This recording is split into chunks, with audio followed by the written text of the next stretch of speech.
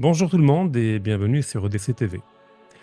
Dans le récent documentaire que nous avons réalisé autour du monde russe et de l'idée de Cateron, j'avais abordé à travers différents entretiens, notamment avec Alexandre Douguin, la question de la projection géopolitique d'un logiciel théologique et théologico-politique, en tant que continuité d'un héritage byzantin auquel s'est greffé l'héritage mongol, mais pas uniquement, avec des influences également occidentales.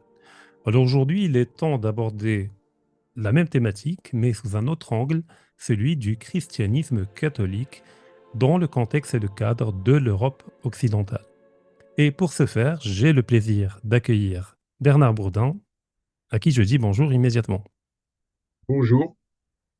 Bernard Bourdin, on ne vous présente plus pour les personnes qui s'intéressent à ces thématiques-là, parce que j'ai eu le plaisir également de vous lire et de voir bon nombre de vidéos extrêmement pédagogiques et crucial pour l'époque que nous vivons, pour une époque que l'on qualifie de nihiliste, avec une perte de repères, une forme d'anomie ou de décosmie.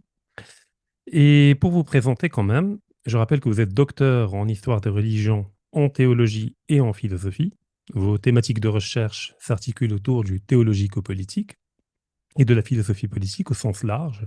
Vous êtes également prêtre catholique, ce qui n'est pas inintéressant parce que vous ne parlez pas uniquement en tant qu'académicien avec une forme de distance critique, mais vous êtes également à l'intérieur de la structure et vous incarnez ce que vous pensez, en quelque sorte.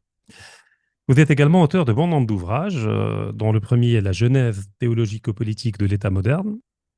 On peut en citer un autre, Le christianisme et la question du théologico-politique. Et enfin, Le chrétien peut-il aussi être citoyen? Une thématique centrale, sachant l'histoire assez tourmentée qui s'est déployée depuis la Révolution française, entre d'un côté la République laïque et de l'autre côté des gens qui demeurent chrétiens, catholiques et qui ont du mal à articuler leur christianisme avec les dictats de la laïcité républicaine. Là, je viens d'en citer que trois, mais il y en a bon nombre d'autres.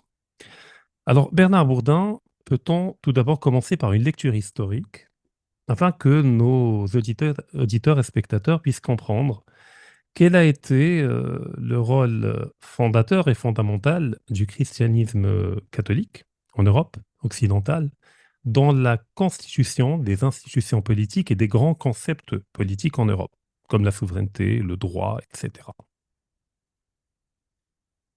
Alors oui, c'est une très grande question et qui a marqué en effet l'histoire de l'Europe dite occidentale. Le mot est un peu moderne d'ailleurs. En tout cas, Mhm, je dirais même le mot Europe est moderne. La chrétienté latine, j'ai presque envie de dire plutôt la chrétienté latine, mhm. ce qui est plus pertinent lorsqu'on se situe en plein contexte médiéval et qui se distingue fortement, voire même s'est opposé en effet à la chrétienté orthodoxe, grecque d'abord, et puis ensuite est arrivé, bien sûr, le monde russe.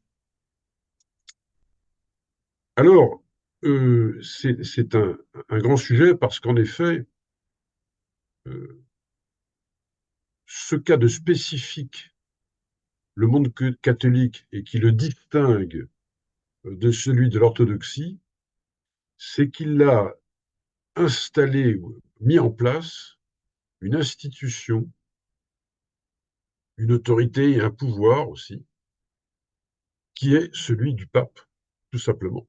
La clé de voûte de ce qui fait toute la différence, et même l'opposition avec le monde orthodoxe, qu'il soit grec ou russe d'ailleurs, c'est ce que l'on a appelé, je dirais à partir du XIIIe siècle, je ne pense pas que ce soit un terme utilisé véritablement avant, c'est la papauté. Et ce qu'on appelle maintenant la papauté, c'est une autorité, certes, au sens le plus romain du terme, une auctoritas, mais aussi un pouvoir d'exercice, un pouvoir spirituel. Et un pouvoir spirituel qui a développé des effets de sens, des conséquences temporelles, donc politiques. Et là, on est en plein cœur du théologico-politique chrétien latin, catholique, et qui n'est pas celui, une fois encore, du monde orthodoxe, qui rejette catégoriquement tout principe d'unité à l'Église. Tout allait bien, d'ailleurs, il est bon de le rappeler, parce qu'il ne faudrait pas que nos auditeurs s'imaginent que cette opposition, cette divergence est de toujours. Tout allait à peu près bien jusqu'à la fin et au tout début du premier, tout à jusqu'à la fin du premier millénaire et au tout début du second.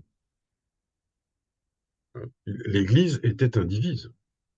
Et donc, Constantinople et Rome se parlaient. On pourrait citer bien des exemples, comme par exemple le fameux quatrième concile de Constantinople en 869, qui est un concile au cours duquel, qui a pu être convoqué par l'empereur comme tous les conciles, mais aussi avec le pape de l'époque, qui était Adrien II. Et le pape et l'empereur se sont entendus pour déposer le fameux patriarche Photius pour réinstaller le véritable patriarche selon eux, qui était Ignace d'Antioche. Je ne rentre pas dans les détails de cette affaire, ça n'a pas plus intérêt que ça, mais c'est simple pour dire, pour illustrer le fait que Constantinople et Rome euh, avaient des crises, des conflits, mais n'empêche que il y avait une indivision de l'Église, il ne faut pas l'oublier. Et on est même renvoyé plus en amont, je pense au pape Grégoire Ier le Grand, et même Athanase, c'est-à-dire 6e et fin 6e, début 7e siècle, et fin 4e, début 5e siècle avec Athanase. Non, Gélas, pardon, pas Athanase, Gélas. Gélas et Grégoire le Grand parlent avec les empereurs et leur expliquent ce qui fait toute la différence entre le pouvoir spirituel et le pouvoir temporel, et en quoi le pouvoir spirituel est supérieur au temporel. Là, nous pourrions citer des textes bien connus sur le fameux duo sunt. Hein, ils sont deux, ils sont deux. Hein, c'est ce que dit Gélas, ils sont deux. Famuli Vestre Pietatis, également connu par le mnémonique latin duo sunt, il y en a deux, est une lettre écrite en 494 par le pape Gélase Ier à l'empereur byzantin Anastase Ier d'Icorus sur la relation entre les autorités religieuses et séculières. Et évidemment, le spirituel est supérieur au temporel. Là où les choses se gâtent, et là on va vers un schisme, c'est le fameux schisme de 1054, c'est pour des questions théologiques. Bon, il y a la question de la Trinité, il y a la question des pains azimes, mais évidemment, il y a aussi la question d'un pouvoir d'unité, et c'est la fameuse réforme grégorienne du XIe siècle, avec le pape Grégoire VII, qui va être la rampe de lancement, au fond, de cette séparation et de ce schisme qui a toujours cours, bien sûr. Et on va passer d'un pouvoir du pape qui était essentiellement pastoral, qui le reste d'ailleurs pour Grégoire VII encore.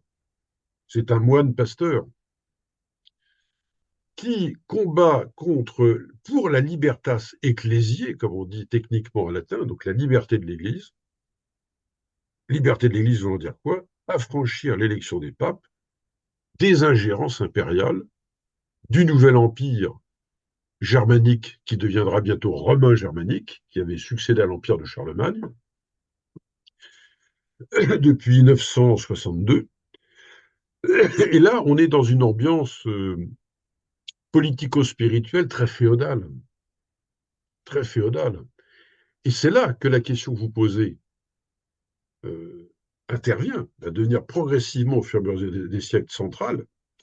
Comment se sortir de ces ingérences féodales, ces rapports d'inféodation, c'est le moment de le dire, tantôt du spirituel au temporel, et tantôt ça va être du temporel au spirituel.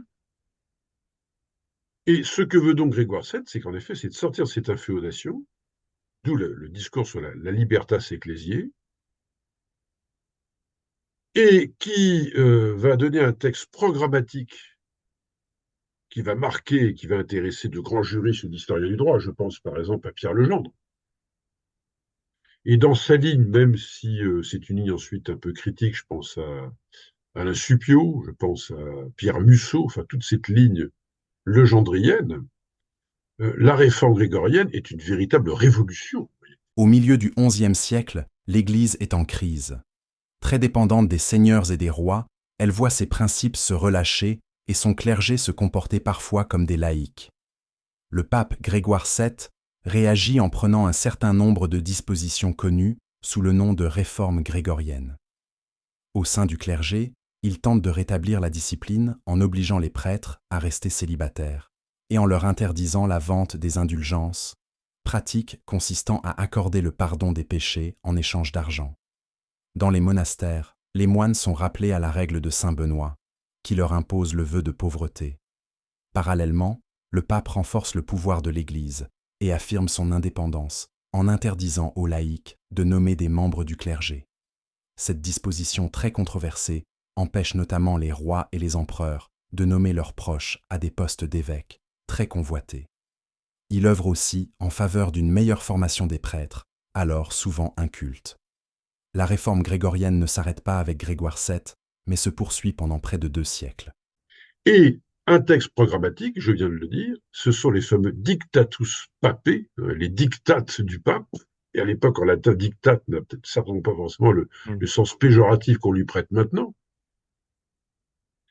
Et dont l'un des dictats tout à la fin, il y en a 27. C'est peut-être bien le 27e d'ailleurs. C'est que l'empereur, certes, est empereur, mais au fond, il n'est l'empereur que de fait. L'empereur de jure, l'empereur de droit, c'est le pape lui-même.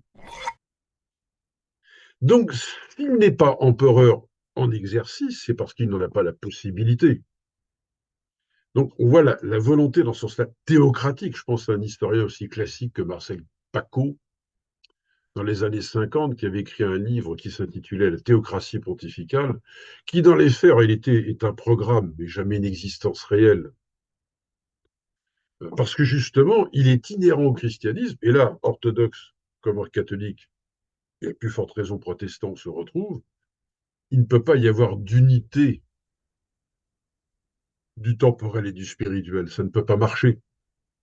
Donc, le programme du pape dans les Dictatus Papae, qui consiste à dire « Je suis l'empereur,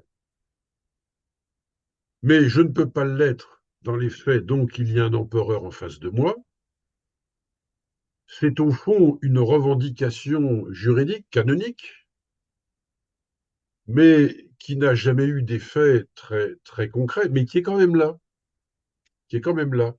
Et là, tout est posé. Hein.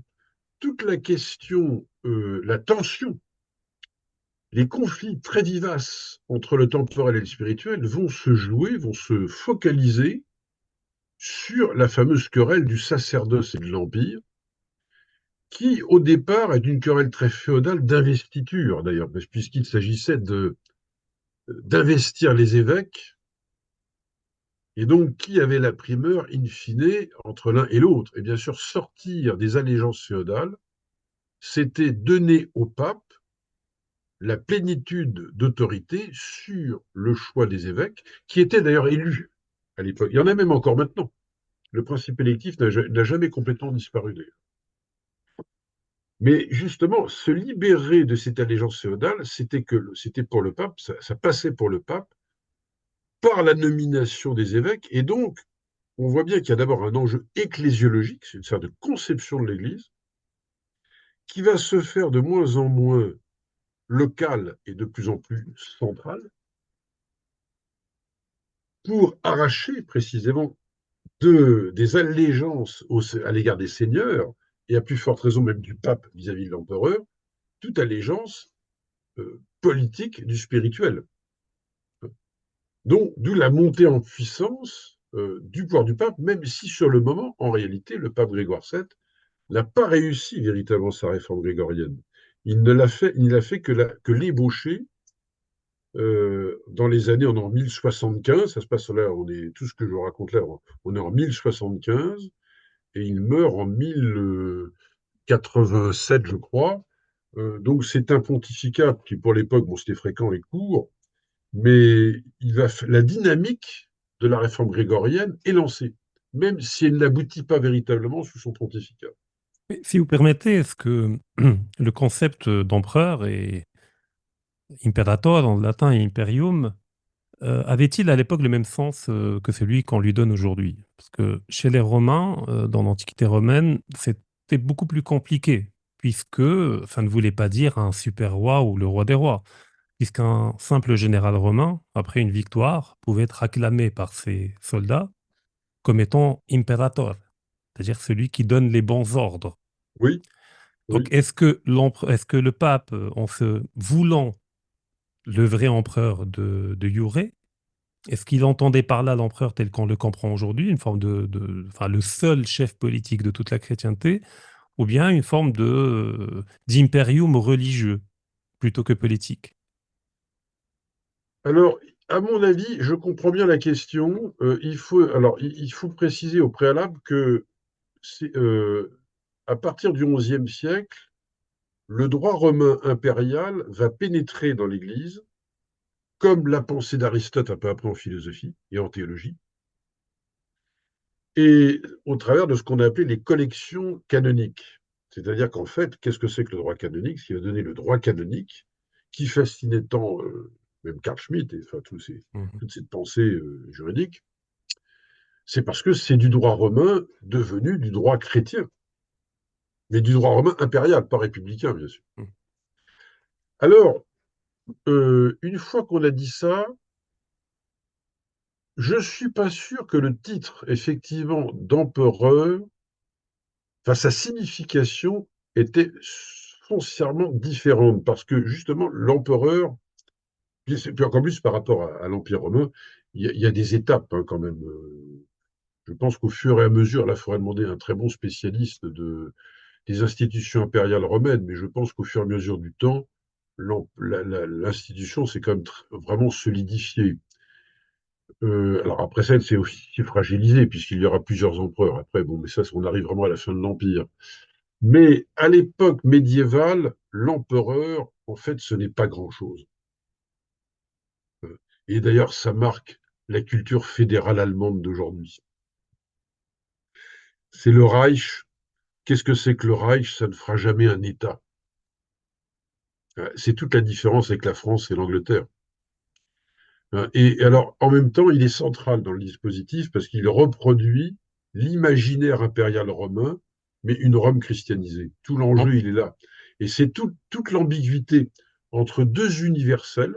Il y a l'universel chrétien catholique qui va passer par la primauté romaine, la supériorité du pouvoir papal, et ceux qui pensent que c'est effectivement le pouvoir impérial. Et puis, il y avait l'enjeu également, après le schisme de 1054, l'enjeu de la rivalité avec Byzance, qui Voilà. se Alors, revendiquait également. Il y avait un empereur byzantin et puis orthodoxe, et puis il fallait absolument un empereur chrétien catholique. absolument, c'était déjà le vrai dès Charlemagne qui pensait restaurer l'équivalent de l'Empire byzantin en Occident, donc c'était l'Empire romain d'Occident. Bon, échec, on connaît la suite. Et l'Empire germanique qui se déplace donc géographiquement au centre, en effet, c'est dans le même imaginaire, la même nostalgie, le même mythe, absolument. Faire pendant à Byzance, et puis ça permettait au pape, parce que Byzance étant très loin, d'exister finalement véritablement. Hein. Pas oublier que tous les empereurs de Byzance, c'est eux qui convoquaient les conciles. Hein. Les papes n'ont jamais convoqué un seul concile jusqu'en 1123, à partir de 1123, avec le premier concile du Latran. Donc là, on voit bien que la dynamique grégorienne, au plan de l'ecclésiologie qui se met en œuvre. Enfin, les papes convoquent leur concile. Donc ça effectivement, c'est très important. Et la rupture avec l'orthodoxie, et du coup, bien sûr, on la voit bien, elle se fait là, parce que là, c'est inadmissible. Ils ne peuvent pas admettre qu'il y ait une autorité romaine, un pouvoir de juridiction. Toute la question, c'est le pouvoir Mhm. de juridiction. Et là, on est dans le droit. Et ça, c'est inacceptable. Hein. Et on le voit bien encore aujourd'hui. Regardez la position du patriarche Bartholoméos par rapport à Kirill. Ouais. Hein, ça ne peut pas fonctionner. Hein. Alors, donc, effectivement, ça a un fort impact au plan de l'ecclésiologie et écuménique, vous dirait-on maintenant, par rapport à l'orthodoxie, mais ça va avoir un impact, pour rappeler pour nous, théologico-politique, en ce sens que la bascule se fait au profit de la libertas ecclésiae et donc du pouvoir du pape qui s'affirme une bonne fois pour toutes face au pouvoir de l'empereur. Libertas ecclesiae, liberté de l'Église en latin, désigne la théorie d'émancipation religieuse de l'autorité ecclésiastique de l'Église catholique vis-à-vis du pouvoir séculier ou temporel, c'est-à-dire la liberté d'accomplir sa mission spirituelle sans ingérence de quelque pouvoir séculier que ce soit. Et à tel point que dans les siècles qui vont suivre, les papes vont même jouer un rôle au nom de dictatus papae. Et de ce dictatus en particulier qui stipule que le pape est en fait le véritable empereur de jure, il va jouer, ce pouvoir va jouer un rôle important dans l'élection des empereurs. Et ça va être particulièrement vrai quand on en arrive au XIIIe siècle, avec, par l'essor du droit canonique d'importation romano-impériale,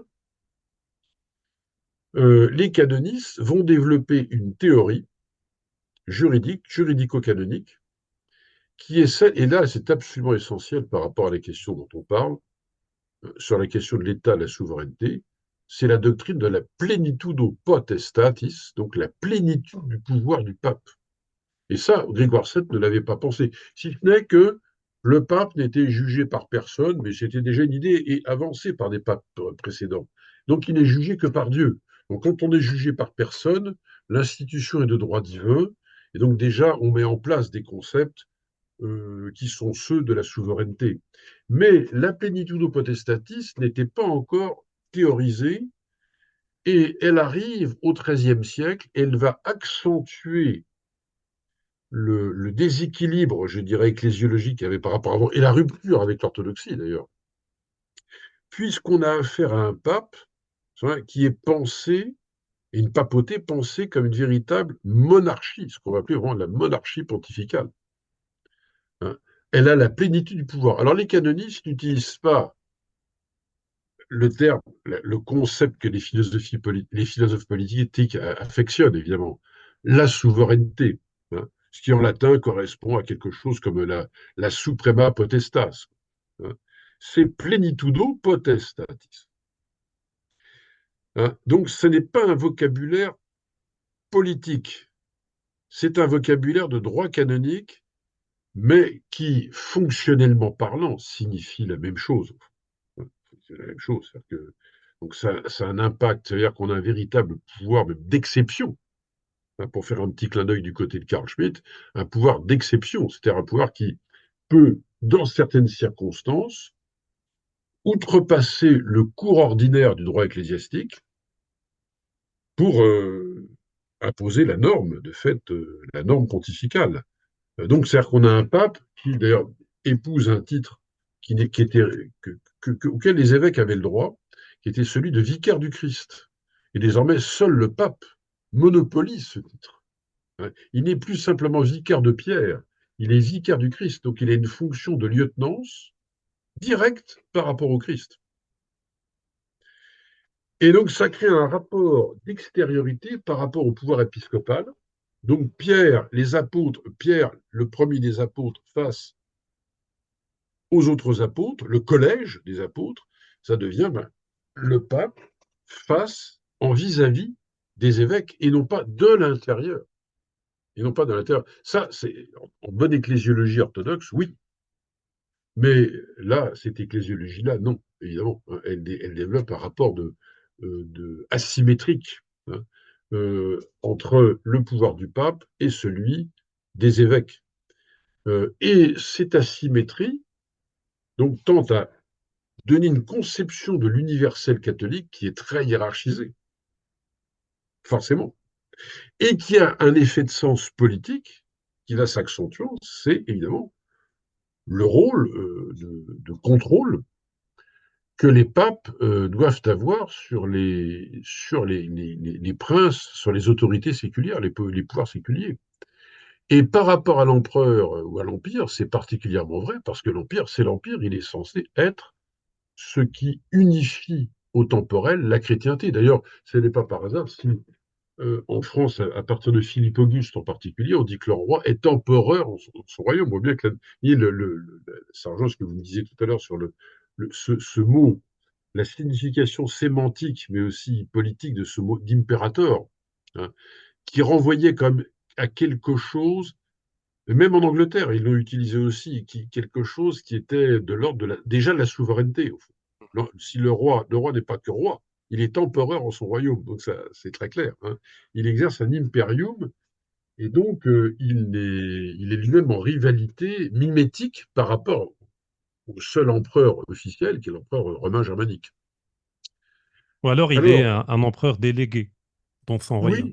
oui, une sorte d'empereur Ouais. délégué, mais dont la délégation, justement, va signifier, non, la revendication sera de moins en moins déléguée Ouais. et bien réelle.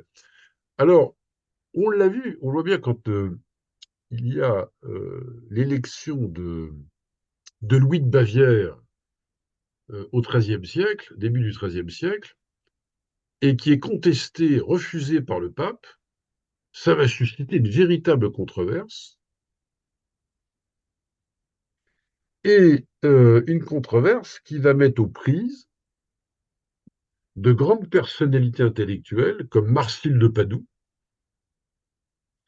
Guillaume, prêtre italien et qui est l'auteur d'un grand livre qui s'appelle Le Défenseur Pacis, le défenseur de la paix, qui paraît en 1324. Donc là, on est bien au-delà de la papauté du XIIIe siècle qui continue, qui poursuit son cours. Et puis la crise qu'il y a eu entre Philippe le Bel et Boniface VIII entre 1298 et 1302, déjà pour des raisons de cet ordre. Alors, bon, là, il y avait aussi la question de la crise des Templiers, etc. Bon, je passe là-dessus, mais déjà, c'était évidemment un vrai sujet. Et ça se poursuit avec l'empereur. Donc, Marcille de Padoue publie un vaste traité, Le Défenseur de la paix, qui est autant un traité scientifique qu'un traité en même temps engagé, militant, je dirais même. Et puis, il y a Guillaume de Cam, le franciscain anglais de l'université d'Oxford, qui publie le fameux Breviloquium, qui est un traité contre la tyrannie du pouvoir pontifical, qui s'en prend explicitement, comme Marcille de Padoue, à cette théorie, cette doctrine de la plenitudo potestatis. Alors, le débat ce qui est à l'arrière-plan de tout cela, au-delà de la seule question de l'élection de Louis de Bavière, l'élection contestée, c'est que euh, la question, c'est, au fond, qui est le véritable chef de la chrétienté, hein? Et ça, c'est programmé dès le Dictatus papé de Grégoire VII, hein. Qui est le véritable chef? Est-ce l'empereur ou est-ce le pape? Alors, bien sûr, pour les guelfes, ceux qui sont du côté du pouvoir pontifical, D'ailleurs, je l'ai c'est abordé le cette pape. controverse-là qui a traversé toute l'histoire de la chrétienté. Exactement, c'est Mhm. le pape, puisqu'il est le chef du spirituel, que le spirituel est supérieur au temporel, au nom de la finalité même du salut, et qu'en plus, si on se souvient du Dictatus, une fois encore, je crois 27, de Grégoire VII, il est quand même l'empereur de jure, et donc il peut en effet. Et d'ailleurs, il a les armes, d'ailleurs, impériales, hein, le pape. D'ailleurs, c'était probablement, à mon avis, dans la fameuse tiare, jusqu'au pape Jean XXIII. La symbolique était là, hein. Le pape est donc le véritable empereur, et donc il a le droit de réguler l'élection impériale, de la contrôler. Et les autres, quand en face, les gibelins, qui eux disent exactement le contraire, l'unité de la chrétienté ne peut se faire qu'au plan temporel et non pas au plan spirituel, qui n'est pas concerné par cela. Bien sûr qu'il y a une dimension spirituelle, mais l'unité, elle est terrestre, donc elle est temporelle. Alors ça pose la question, effectivement, à laquelle vous faisiez très justement référence, c'est qu'est-ce qu'un empereur finalement? Ça pose la question, qu'est-ce qu'un empereur? Quel est son rôle impérateur, hein? Et pour les Gibelins, bien sûr, il devait avoir un rôle effectif d'unificateur de la chrétienté. Alors on voit l'ambiguïté même de cet empire romain germanique. C'est qu'en réalité, il y a un affrontement entre deux conceptions de l'universel, la conception catholique et puis la conception d'héritage germanique, en fait, mais qui est fascinée par la vieille Rome. Et là, on voit bien l'ambiguïté qu'on retrouvera dans le débat entre Carl Schmitt et Eric Peterson avec le Troisième Reich. C'est exactement ça. La théologie politique, dans ce sens-là, elle est foncièrement allemande.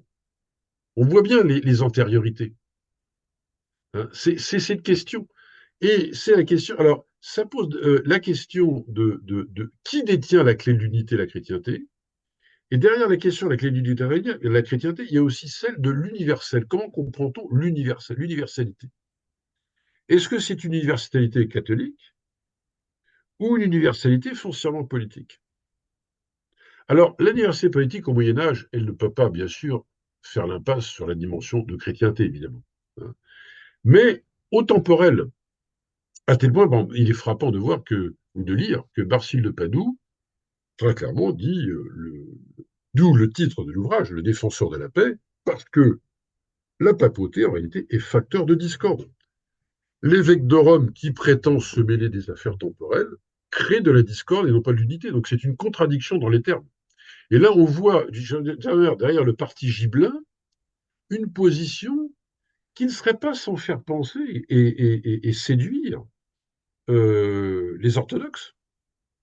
Hein, parce qu'au fond, on retrouve l'idée, ça sera le tsar en Russie, l'idée que la symphonie impériale qui nous vient de Byzance devrait se poursuivre en Occident. Hein. Donc le pouvoir pontifical est un pouvoir éminemment dérangeant. Hein, pour l'orthodoxie à l'Est, mais dans le monde latin par rapport au pouvoir politique, qui ne peut pas s'affirmer comme tel. Alors, pour aller plus loin, mais petite pause, c'est-à-dire qu'au fond, on voit bien ce qui est intéressant, et je comprends que toute l'école d'un Pierre Legendre était fascinée par ces concepts, parce qu'on voit finalement que l'idée de souveraineté dans le monde chrétien européen, et qui va nous marquer en passant par Jean Bodin, Hobbes, etc., en fait, se met en place du côté du pouvoir ecclésiastique suprême. Et donc, ça veut dire que le premier État moderne de l'intérieur de la matrice chrétienne, c'est l'État ecclésiastique de la papauté. Ce n'est pas l'État laïque. C'est quand même un sacré paradoxe. Hein. L'idée de souveraineté de l'État se construit là. Et par un effet mimétique d'opposition, l'État moderne séculier, lui, va se construire sur ses propres bases. Hein. Le roi empereur en son royaume, ou l'empereur qui refuse d'être sous la coupe du pape, c'est la situation inverse de ce que le Grégoire VII en XIe siècle avait réglé. On est devant ce débat et qui va générer la sortie de la féodalité, au fond. La révolution papale, c'est la sortie de la féodalité. Mais sortir de la féodalité, ça veut dire aussi qu'il va devoir accepter ce pouvoir pontifical, d'avoir ses propres contestataires et la création d'un concept de souveraineté dans le champ séculier laïque, donc des grands États. Et en fait, cette création, elle ne va pas pouvoir se faire du côté de l'Empire, parce que justement, il n'y a pas d'unité spatiale. C'est une marqueterie de principauté. Et donc, Donc, il ça ne faudra peut pas attendre marcher. le traité de Westphalie pour Au fond, matérialiser la cela. traité, voilà, c'est ça. On a 1648, traité de Westphalie, mais entre-temps, on a la construction d'un espace étatique, et c'est notamment la monarchie française, et avec une autre culture juridique qui est celle de la common law du côté de l'Angleterre. En fait, c'est là que ça va se passer. Alors, pour m'arrêter après, mais on voit bien que là, ce sont des siècles absolument capitaux. Et on voit combien le Moyen Âge, qu'on appelle le Moyen Âge, curieuse désignation d'ailleurs des historiens du 19e siècle, l'âge moyen, si on retourne les mots, c'est un âge moyen. Mais alors l'âge moyen, c'est de la scène primitive. Alors on peut discuter du mot de modernité, mais puisque c'est le mot adopté, je dirais, bon, philosophiquement Mhm. ou idéologiquement ou sociologiquement, c'est la scène primitive de notre modernité en réalité. C'est-à-dire que contrairement à ce que pourraient penser des laïcistes purs et durs, en particulier en France, c'est là que ça va se jouer. C'est de l'antiromanisme, l'anticléricalisme n'a pas commencé au XIXe siècle. Il a commencé de l'intérieur de la chrétienté, par le biais de l'antiromanisme. Faut l'anticléricalisme, c'est une idée chrétienne aussi. Mhm. C'est pas une idée mélanchonienne, permettez-moi, pour parler dans l'actualité, pour être un peu polémique là, mais c'est une idée très ancienne, hein, et que dans la culture générale d'aujourd'hui, tout le monde s'imagine qu'elle était inventée par les bouffeurs Mhm. de curés. Mais non, elle commence en réalité là. Il suffit d'ailleurs, prenons, je reviens à Marcille de Padoue. Quand il répartit les fonctions dans sa communitas perfecta, comme il dit si bien, qui est très aristotélicienne, le clergé a toute sa place. Hors de question, bien sûr, c'est un chrétien et un prêtre. Mais ce n'est qu'une institution seconde, c'est une fonction. Ce sont des administrateurs du sacré. Et donc, ils ont ce qu'il appelle la pars sacerdotalis, comme il y a celle des agriculteurs ou des financiers, des guerriers. Donc, c'est une fonction sociale comme il y a les autres. Mais elle n'a aucun pouvoir, cette fonction sociale, de supériorité sur la communauté perfecta. Donc, Mhm. elle est mise à sa place, point final. Et c'est la décapitation de l'Église comme institution hiérarchique. C'est exactement ça. Alors, on voit, pour faire le point là-dessus, donc siècles capitaux pour la généalogie même et la genèse du concept de souveraineté qui en passe, en fait, par l'institution papale qui a introduit une véritable révolution conceptuelle et pratique, mais qui va se retourner aussi contre elle-même, parce que pour que cette révolution aboutisse, au fond, il lui faut ses détracteurs eux, vont pouvoir créer cet État séculier, moderne, et eux, alors, qui n'hésiteront pas à qualifier d'État souverain, bien sûr. Vous Mhm. voyez, c'est un jeu de mimétisme. Ce qui a une conséquence radicale, pour ça que je moquais nos positions de laïcistes, c'est que ça veut dire que l'invention de la sécularité est une invention éminemment théologico-politique et non pas du tout anti-théologico-politique.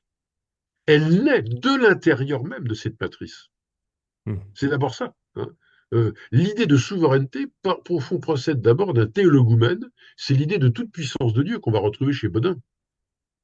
Il y a pas une toute puissance de l'État souverain, indépendamment, en fait, déjà de l'idée qu'il y a une toute puissance divine et qui se traduit aussi même dans le droit canonique et qu'on retrouvera chez Bodin d'ailleurs, hein, et dans toutes les théories du droit divin. Mais là, je m'arrête là déjà pour l'instant. Et pour Mhm. le bloc, je dirais, médiéval, le moment Non, mais il est médiéval, fondamental.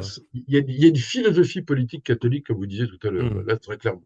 Mhm. Et puis d'ailleurs, il faut rappeler que cette opposition entre pouvoir séculier et temporel ne prenait pas uniquement une forme théorique ou doctrinale, mais ça se traduisait également par des formes de violence, puisqu'à plusieurs reprises, Rome a été saccagée, le Saint-Empire romain germanique a décidé de régler le problème militairement. Il y a eu même des cas à l'époque de Philippe le Bel où, alors d'après le mythe, un pape aurait été giflé par un émissaire par un Oui, diplomate Nogaret, de oui, Nogaret, oui. Nogaret. Voilà, donc ça prenait également des fois des formes violentes, cette tentative d'émancipation de cette définition de souveraineté qui serait le monopole papal et qui ne serait que délégué au roi et à l'empereur. Mais avant d'aboutir à la question du traité de Westphalie, il y a une petite parenthèse. Là, on est en pleine Renaissance italienne, à l'époque de César Borgia, Mm, qui était le gonfaloniere, je crois, on l'appelait comme ça, mm, un peu le mm, ministre de la Défense du pape. mm. Peut-on dire que cette parenthèse a été une ultime tentative papale de se forger une forme de royaume qui va au-delà des États papaux et de matérialiser cette idée d'empire autant spirituel que temporel du pape? Mais vous pensez à quel... Parce que l'Italie est morcelée à cette époque, Mais il y et avait pour eu des longtemps. conquêtes, de plusieurs villes réalisées par Cesare Borgia et qui Oui, étaient, voilà, avec l'armée papale d'ailleurs. Donc l'armée papale s'est lancée dans une dynamique de conquête territoriale en Italie. Donc l'idée oui. était de fonder un État qui va au-delà des États papaux. Donc est-ce que à cette époque-là, la papauté voulait se donner les moyens de l'empire, c'est-à-dire d'acquérir une taille critique Mhm, militaire, économique, territoriale, de telle manière à ce qu'elle ne dépende plus de la protection des pouvoirs séculiers des autres royaumes? mhm, mhm. C'est possible, je ne saurais pas vous répondre catégoriquement. C'est possible, mais à mon avis, ça ne sort pas du cadre de la péninsule italienne. C'est comme des Mhm. querelles très internes à l'Italie. D'accord. Alors, d'ailleurs, curieusement, ça correspond au moment Machiavel aussi. Oui, tout à fait. Et donc, de l'intérieur même de la péninsule italienne, on voit bien que il y a effectivement une lutte. Bon, l'Église a ses États hein, déjà depuis 751, Et une armée. et une armée. euh, Elle peut se défendre, donc elle a ses États, elle peut jouer un rôle influent. Et en même temps, si l'on pense à Machiavel, il y a cette idée que le christianisme, et sous sa forme catholique, en tout cas que connaît Machiavel, est incapable de former la moindre politique. Vous voyez, il y a ce dilemme, hein, ce débat, d'où sa nostalgie au fond de la vieille religion romaine, au fond. Mhm. Euh, alors, D'accord. j'irai pas plus loin, il faudrait voir de plus près. Est-ce qu'il y a une volonté de se retailler à l'Empire, voire d'essayer d'unifier l'Italie Mhm. sous la tutelle pontificale, peut-être. Mais quoi qu'il en soit, ça paraît être une gageure parce que le nord et le sud de l'Italie sont complètement divisés. Il y a l'influence espagnole, il y a l'influence française. Tout ça me paraît être bien compliqué quand même. Oui, tout à fait. Ça me paraît bien compliqué. En fait, ça va se régler au XIXe siècle. Et ça va se régler au XIXe siècle en défaveur de la papauté. Réunification de l'Italie. Ben absolument, oui. Ouais. Alors, le traité de Westphalie, peut-on parler première bascule dans le théologique et politique catholique, dans le sens qu'à partir de ce traité-là, pardon, le lapsus est révélateur, le pape ne peut plus réellement revendiquer cette idée d'empereur de jure, Mm, puisque de fait, de jure, désormais, chaque roi est réellement empereur à l'intérieur de ses frontières. mm, mm. Mais est-ce qu'au niveau doctrinal et au niveau théorique, la papauté va réviser cet aspect-là et repenser ce concept-là? Ou va-t-elle continuer dans le fantasme d'une revendication impériale? Alors, je vais aller en amont du traité de Westphalie, qui consacre la fin, bien sûr, de la guerre de 30 ans, qui est une guerre, la dernière guerre de religion à l'échelle européenne, quoi. Mhm. Euh, mais qui est le début, à mon avis, le début de la fin de l'Empire romain germanique, qui est de plus en plus germanique et de moins en moins romain, d'ailleurs, et qui s'est sécularisé, au fond. D'ailleurs, c'est la notion apparaît à ce moment-là, en droit, en tout cas. Mais du côté du pape, il y a entre-temps l'événement majeur du Concile de Trente, entre 1545 et 1563, ce qui ne signifie pas d'ailleurs que le Concile a duré 18 ans. Il s'est étendu sur 18 années, mais en fait, il n'a duré que 5 ans dans ses travaux effectifs. Il y a eu deux ruptures. Et à cause d'ailleurs des guerres civiles de religion, des affrontements, enfin bon, je ne sais pas sur tout ça, parce qu'il n'y a pas de Concile de Trente sans les réformes protestantes, à commencer par celle de Luther, donc dans l'Empire. Ça, c'est pas par hasard d'ailleurs. C'est dans Mhm. l'Empire que se produit la première des réformes. Alors, et d'ailleurs, avant d'en venir à ce que je veux vous dire, à ce sujet-là, les réformateurs protestants, et chez Luther c'est très net, ce sont des augustiniens. On dit toujours sola scriptura, seule écriture compte, c'est vrai. C'est leur critère d'autorité théologique absolue. Mais il y a aussi la référence augustinienne à cause de la théologie du péché originel, Est-ce que qui vous pouvez juste, justifie. juste expliquer pour les non-initiés dont je fais partie par rapport à cet aspect-là, la dimension augustinienne? Qu'est-ce que vous Alors, entendez par Augustine, là? justement, c'est lié quand au dit Augustin, l'homme est radicalement pécheur et il est sauvé par la grâce exclusivement. Donc les protestants font leur affaire avec ça. D'accord. Donc, ils peuvent s'opposer par Augustin à toute la théologie contraire qui s'est développée au cours des siècles 12e, 13e siècle, ce qu'on appelait la scolastique, et l'influence d'Aristote. Donc tout ça est complètement discrédité par les protestants, et Augustin donc est très utile. Mais il y a aussi l'Augustin de la cité de Dieu. Et donc, cité pérégrinante, cité terrestre, cité de Dieu, cité céleste, celle dans laquelle on va s'accomplir. Eh bien, ça va donner la fameuse doctrine des deux règnes de Luther. C'est l'augustinisme. C'est-à-dire, Dieu gouverne les hommes par le spirit et via le Christ au spirituel, mais aussi au temporel, par la loi. Donc il y a deux règnes, comme il y aura deux régimes chez Calvin. Hein. L'humanité chrétienne est gouvernée par deux règnes, deux régimes. Et l'un et l'autre ne pouvant pas se confondre du même coup. Hein. Donc la question de la dualité papauté, empire ou spirituel temporel se règle chez les protestants de cette façon-là. Je n'entre pas ici dans les détails, sans compter qu'il y a toute l'opposition chez Luther aux anabaptistes et aux millénaristes, enfin je passe là-dessus. Et qui est très importante, parce que il refuse l'idée qu'il n'y aurait qu'un seul règne pour cette raison-là. Sinon, c'est le chaos, l'anarchie, etc. Donc l'importance de la loi chez Luther alors, on est justifié par la foi seule, mais la loi est d'autant plus importante dans l'ordre civil. Alors, du côté catholique, face à cette théologie très augustino-protestante, d'ailleurs Augustin est devenu un protestant sans le savoir, les catholiques du Concile de Trente, au contraire, eux réaffirment la position très thomiste de Thomas d'Aquin depuis le XIIIe siècle, qui est une position en même temps aristotélicienne. Il y a un ordre de la nature, politique, et puis il y a un ordre surnaturel, qui est le salut, et dont a charge l'Église. Donc, répartition des choses de cette façon-là.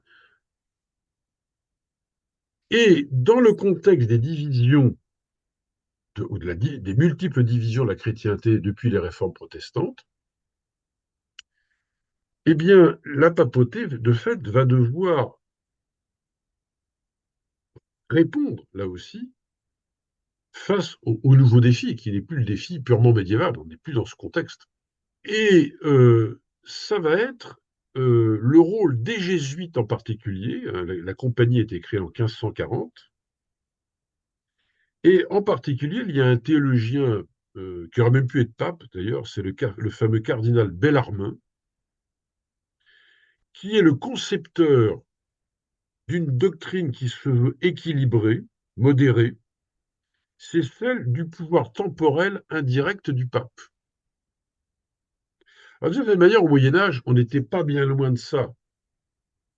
Mais là, à la faveur des divisions de la chrétienté et des réformes protestantes, donc de l'hérésie protestante, il faut se donner un outil, au fond, d'action, de réflexion d'action.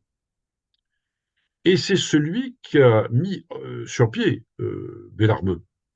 Qu'est-ce que c'est que ce pouvoir temporel indirect du pape, qui va paraître comme quelque chose d'assez bancal? Eh bien, ça veut dire que le pape a d'abord et avant tout un pouvoir spirituel. De fait, c'est d'abord cela dont il est question. La nature de son pouvoir est éminemment spirituelle. Et donc, il rejette toute idée Bellarmin que le pape aurait directement pouvoir temporel. Alors oui, ça veut dire que déjà, au fond, le pape empereur, je crois qu'on a mis du lest quand même. On n'en est plus là. On n'est plus dans ce schéma théocratique. Il n'a pas un pouvoir direct. Bellarmin explicitement récuse ces théories du pouvoir direct du pape au plan temporel. Il la refuse catégoriquement. Comme il refuse, on pourra même peut-être y venir après, les fameuses doctrines du droit divin des rois, qui donnent un pouvoir des rois aussi au plan spirituel. Alors au plan spirituel, au fort externe, pas dans les doctrines, mais quand même un rôle. Moi, je vous disais tout à l'heure, mes premiers travaux portés sur le roi Jacques Ier d'Angleterre, c'est tout à fait le cas. Mais même dans la France gallicane aussi. hein. Le pouvoir régalien est très fort, y compris au plan spirituel, du moins quand il s'agit de l'organisation de l'Église. Donc Bellarmine refuse ces deux positions d'un pouvoir direct du pape sur le temporel et inversement d'un pouvoir au temporel, sur le spirituel, des rois, droit divin des rois. Alors, il construit son pouvoir temporel indirect du pape sur cette base-là. Il se dit, voilà, le pape a un pouvoir spirituel, c'est un pasteur, c'est sa première des tâches, mais indirectement, sans sortir de son autorité spirituelle, il a quand même un pouvoir temporel et qui se traduit en trois volets. C'est le pouvoir d'excommunication, sur lequel d'ailleurs je reviendrai après, le pouvoir de déposition et le pouvoir de déliement des sujets de leur serment de fidélité. Alors, ce n'est pas purement théorique. Prenons l'exemple de la reine d'Angleterre, la reine Élisabeth, qui a été par le pape Pie V excommuniée en 1570. Bellarmine n'avait pas encore élaboré sa théorie. Alors, bien sûr, ça peut paraître un peu bizarre d'excommunier une reine qui elle-même est chef ou gouverneur suprême de l'Église anglicane. Elle n'a plus rien à voir avec l'Église. On pourrait dire, pas tout, c'est un coup d'épée dans l'eau. Mais ça veut dire que, quand même, d'abord, ça veut dire que la papauté pensait que même un prince schismatique était censé en réalité toujours être lié à l'Église, comme il ne perdait pas son pouvoir d'influence sur ce prince. Et puis, surtout, d'un point de vue très pratique, ça voulait dire que les sujets catholiques de la reine n'étaient plus les sujets d'une reine. Ils étaient en fait les sujets d'une personne privée. Elle était sortie du giron catholique. Et à plus forte raison, si elle était déposée par le pape, comme le pape pouvait déposer des évêques, elle n'était vraiment plus rien. Et puis enfin, troisième élément, troisième étape, le pouvoir de déliement des sujets du serment de fidélité, ça veut dire que le pape cautionnait par son pouvoir que les laïcs, les sujets laïcs de la reine, roi hérétique, n'avaient plus, leur serment de fidélité n'avait plus aucune valeur. Il n'existait plus. Donc il pouvait résister, il pouvait s'opposer, se rebeller. Donc cette doctrine de Bellarmine a mis en place la conception moderne, on pourrait dire, d'une papauté qui entend à conserver son rôle influent au plan temporel, mais toujours référer à un motif spirituel, parce qu'en effet, le roi ou la reine qui est en face est hérétique. Et donc, c'est un tyran. Ce qui d'ailleurs va contribuer à développer un concept de tyrannie qui est un concept assez polémique. Parce qu'en réalité, c'est pas une tyrannie. Alors, tyrannie, oui, si on veut, parce qu'il y avait comme des persécutions des catholiques, mais comme du côté catholique, ils pouvaient aussi persécuter, les rois catholiques persécutaient les protestants. Bah, peut-être que là encore, à l'époque, le mot tyrannie voulait dire autre chose, c'est-à-dire une forme de pouvoir illégitime, tout simplement. Pas forcément violent, mais à qui il manque la légitimité, l'autoritas, qui n'a pas d'autoritas, qui n'a que la Alors, potestas. oui, ça c'est un élément. Il y a deux définitions de la tyrannie. Il y a celle que vous dites, c'est le roi ou la reine est illégitime, ou alors la tyrannie s'exprime par l'exercice. C'est une tyrannie d'exercice. Le roi ou la reine sont bien légitimes, mais ils exercent le pouvoir d'une manière tyrannique, brutale. Donc c'est les deux définitions retenues de fait. D'où d'ailleurs la difficulté, par exemple, ça va être le problème d'Henri IV. Il y aura un véritable débat entre juristes sur la légitimité. Le concept de légitimité va devenir un concept très important, en effet. Alors, voilà, oui, de fait, l'Église catholique va se donner cet outil. Bellarmine va être tout à fait reçu dans l'Église catholique. On va voir Suarez, son coreligionnaire jésuite, va aller même jusqu'à ce que ne fait pas Bellarmine, jusqu'à l'idée de tyrannicide, légitimer même le tyrannicide. Donc, forcément, ça induit un concept de tyrannie, comme vous dites, qui est sur lequel on peut discuter. Oui, bien sûr, il y avait persécution dans bien des cas, donc on peut dire qu'il y avait une forme de tyrannie exercée sur la minorité religieuse, en l'occurrence catholique en Angleterre ou protestante en France. Et donc, dans ce cas-là, comment obéir à un souverain qui nous persécute, effectivement. L'argument a du poids, hein, l'argument a du poids. Hein. Et puis, Donc c'est ce pouvoir. Oui, oui. pardon, il y a un autre aspect à cette époque-là. En tout cas, on est en plein réforme protestante et à la veille des guerres de religion. Et d'ailleurs, c'est à cette époque-là où on aura l'activité la plus intense de l'Inquisition. Ce n'est pas au Moyen Âge, comme l'imaginaire de la plupart des gens Mm. les laisse penser, mais c'est plutôt durant cette période-là. Et peut-on considérer l'Inquisition comme étant une forme de nouvelle complicité qui s'établit d'un côté entre des monarchies qui se revendiquent de droits divins et donc des monarques qui prétendent à une forme de rayonnement, pas de rayonnement, mais d'aura spirituelle, et de l'autre côté, une église qui cherche à exercer un pouvoir temporel à travers ces monarchies-là. Parce que je rappelle que l'Inquisition ne brûlait pas les gens. C'est pas l'église qui brûlait les gens, c'est le pouvoir séculier qui décidait de l'exécution de la peine. Mm. L'église, Mm. elle menait un procès, elle disait hérétique, pas hérétique, etc. Donc, peut-on qualifier l'Inquisition d'une nouvelle forme d'interaction entre le politique et le religieux à cette époque-là? Ça dépend des pays. En fait, il y a un cas, à mon avis, vous faites penser à ce cas, c'est le cas espagnol. Car l'Inquisition, comme vous dites, il y a l'Inquisition romaine, et qui, au fond, elle, c'est la question doctrinale, c'est ce qui la cause. Là, elle est légitime à en parler. Mais en même temps, c'est politique, parce qu'un chrétien qui devient hérétique, eh ben, de fait, s'il n'est plus dans l'Église, il ne reconnaît plus l'origine divine du roi. Et donc, de fait, il peut cesser d'obéir au roi. Oui, ça- oui, oui. Est-ce qu'il ne reconnaît plus l'origine divine du roi? En tout cas, il ne reconnaît plus sa légitimité. Là, je penserais plutôt au cas français.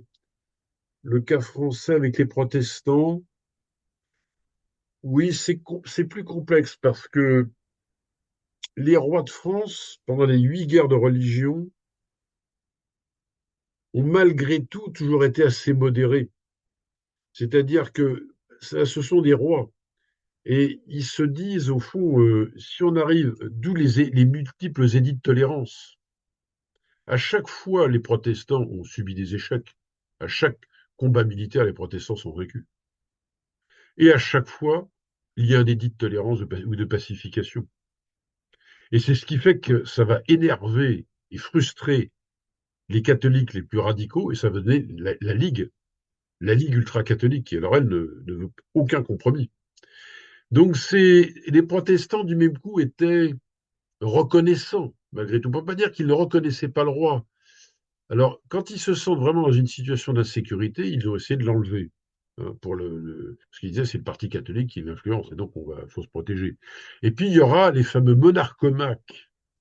Dans les années 1570, c'est tout un courant protestant français qui va développer l'idée d'une théorie du pouvoir limité du roi, hein, la monarchomachie.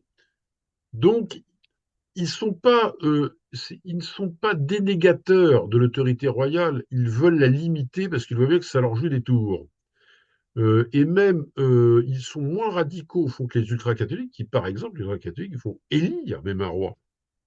Après l'assassinat d'Henri III par un ligueur catholique, qui était un dominicain d'ailleurs, hein, le fameux Jacques Clément, là, ils vont carrément élire un Charles X. Bon, un faux Charles X, forcément, qui était un Guise d'ailleurs. Bah, l'image Donc, du capet. oui, oui, oui. Donc, Mm. les ligueurs catholiques se révélaient beaucoup plus radicaux, et à tel point que là on arrive dans les derniers moments des guerres de religion. Henri de Navarre va conquérir le royaume, et ça va être le problème du siège de Paris, qui était gouverné par les ligueurs. Paris était complètement. C'est-à-dire, on l'a appelé la révolution des curés. C'était presque 1789 avant la lettre. Hein. On ne Mm. s'imagine plus ce que ça a pu représenter comme désunion du royaume gravissime. Donc, non, si on prend le cas français, il y a des arrangements possibles avec ceux qui sont des hérétiques. Et la preuve, c'est que ça va donner l'édit de Nantes. Et au fond, la question que vous soulevez là montre bien la relance de notre concept de souveraineté et qui va prendre, et d'où Jean Bodin dans le même contexte. Mhm. Les 6 livres de la République, 1576. Les 6 livres de la République paraissent juste après le massacre de la Saint-Barthélemy et dans le contexte où les monarchomaques échafaudent leur théorie du pouvoir limité du roi. Et avec Bodin, bien sûr, 6 livres de la République, République au sens romain du terme, en fait, mais voulant dire, en fait, la monarchie absolue. Donc, c'est le théoricien par excellence de la souveraineté. Et puis Baudin écrit, alors je cite de mémoire, que le roi n'est pas obligé d'être catholique, même s'il serait bien qu'il le soit. C'est-à-dire Oui, on quitte cette dimension de droit divin. oui, alors droit divin ne signifie pas forcément catholique, mais de fait, parce qu'il est droit divin, alors ça c'est écrit, c'est dans les premiers livres de la Décision de la République, le pouvoir du roi, la souveraineté, c'est une délégation de la puissance divine. Mais Dieu peut-il la déléguer à un hérétique, à un protestant? Enfin, de vue catholique, non. Bah, chez Jacques Ier, oui, parce qu'il était protestant lui-même. Là, chacun défend Ouais, son sa chapelle. précaré. Chacun défend sa chapelle, en fait, oui. Alors, Mm. Bodin lui-même, hein, Bodin a été, il a beaucoup voyagé de ce point de vue-là, hein.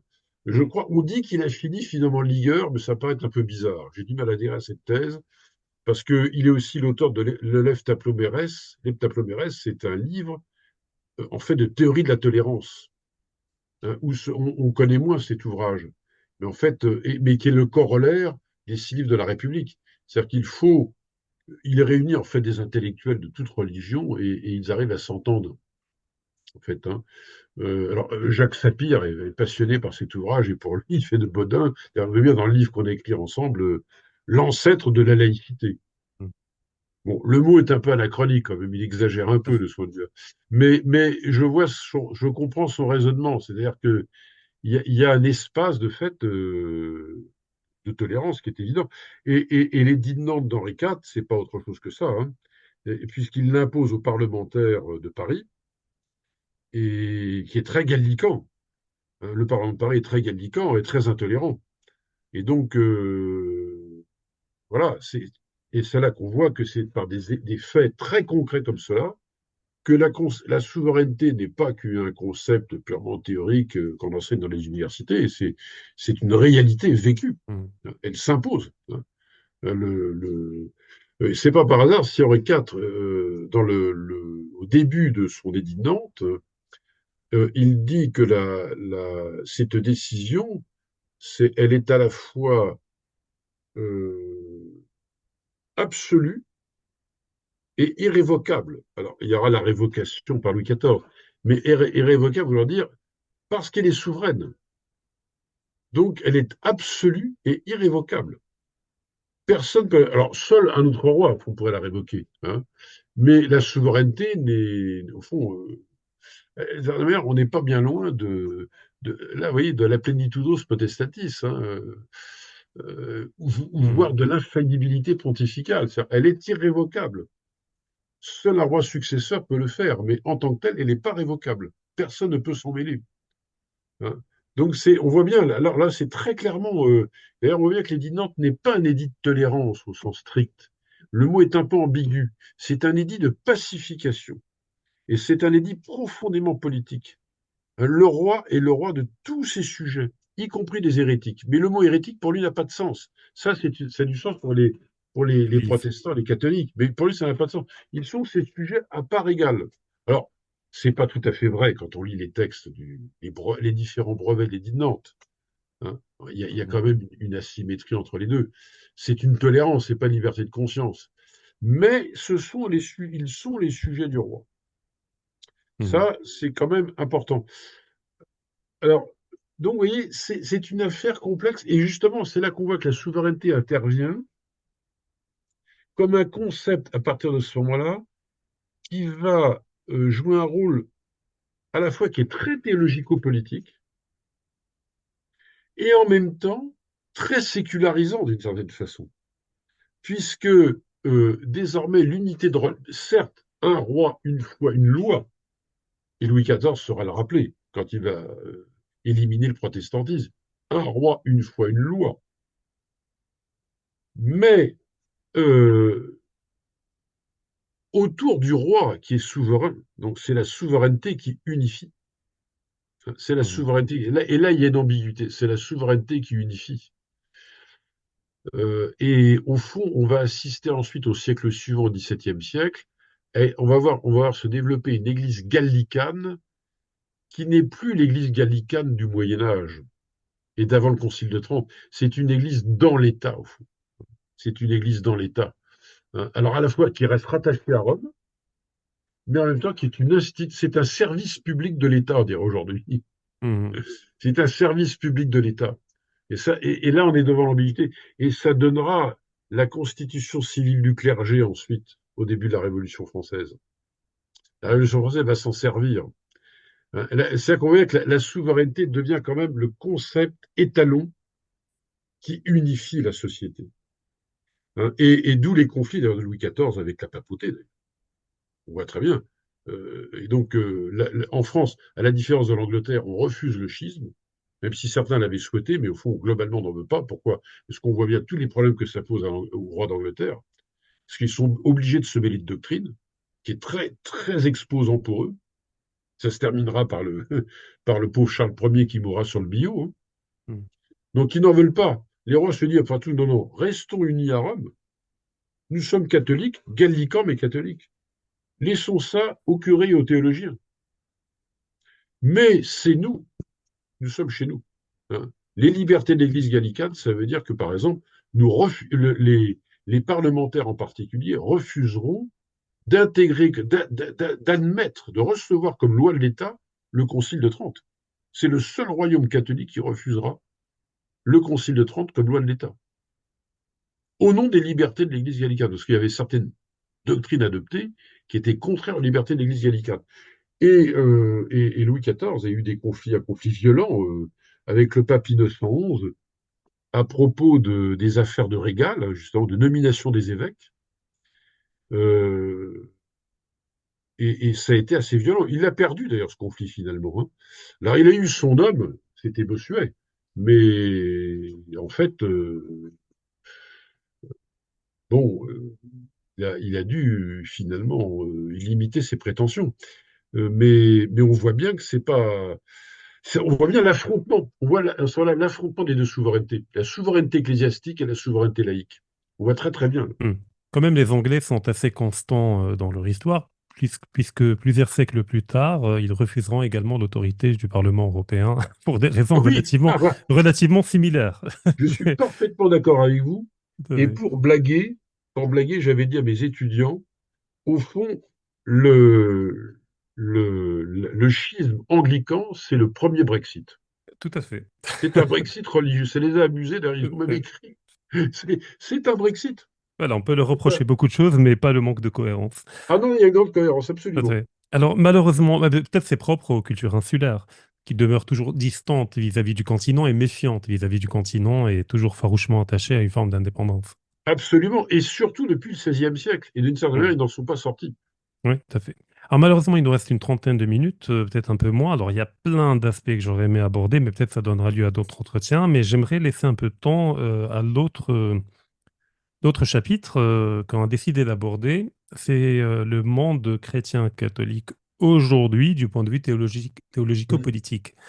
Sachant qu'il y a eu deux tournants, un tournant théologique et un tournant juridique et théorique. Le premier, mm, c'est Vatican II. mm, Alors, Vatican II est souvent fantasmé. Alors, certains exagèrent l'impact de Vatican II, d'autres, au contraire, le sous-estiment. Mais le fait est que, à partir de Vatican II, l'Église, quelque part, dilue sa doctrine pour la rendre plus contemporaine à travers une forme d'ultra-tolérance, d'ultra-œcuménisme qui peut-être, la vider un peu de sa substance politique et mm, éventuellement géopolitique. Donc mm, j'aimerais votre avis par rapport à ça. Et le deuxième aspect, c'est l'impact de la pensée de Carl Schmitt, qui, rappelons-le, était lui-même catholique croyant et j'imagine pratiquant, Mhm. qui, dans la définition qu'il donne du politique, à savoir la discrimination entre l'ami et l'ennemi, n'autorise cette discrimination que sur le plan politique et en aucun cas sur le plan religieux. Parce que si on définit l'ami et l'ennemi sur une base religieuse ou métaphysique, eh bien, ça ouvre la porte à la guerre totale. Parce que Mhm. l'ennemi est un ennemi existentiel, ontologique, métaphysique. Ce n'est pas un ennemi contingent, comme l'ennemi politique qui peut devenir ami demain. Mhm. Et donc, ces deux aspects-là font-ils qu'aujourd'hui, le catholicisme ne peut plus penser la question du théologique au politique?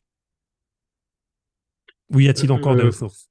il ne pourrait plus le penser parce que il est devenu beaucoup trop Beaucoup trop cool, beaucoup trop consensuel. tolérant, voilà, beaucoup trop tolérant, et parce que désormais, la définition de l'ami et l'ennemi, on ne demande plus l'avis de l'Église, puisque l'ami et l'ennemi n'est que politique, autant en interne qu'au niveau de la géopolitique. Et donc, toute l'idée de guerre juste, de guerre morale, et ben aujourd'hui, c'est les libéraux qui se revendiquent, puisque la guerre juste, c'est la guerre de la liberté contre la tyrannie, la guerre en Irak, la guerre en Afghanistan. Donc, en fait, il y a une forme de glissement sémantique où le logiciel chrétien-catholique est passé du côté libéral. Mhm.